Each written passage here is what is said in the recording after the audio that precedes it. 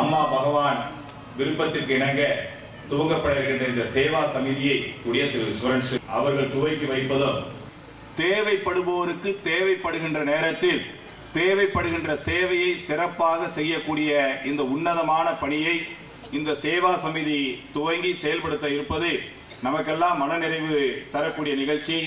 India முழுவதும் 25,000 பக்தர்கள் ரத்த தானம் செய்வதற்கு முன்வந்துள்ளார்கள்.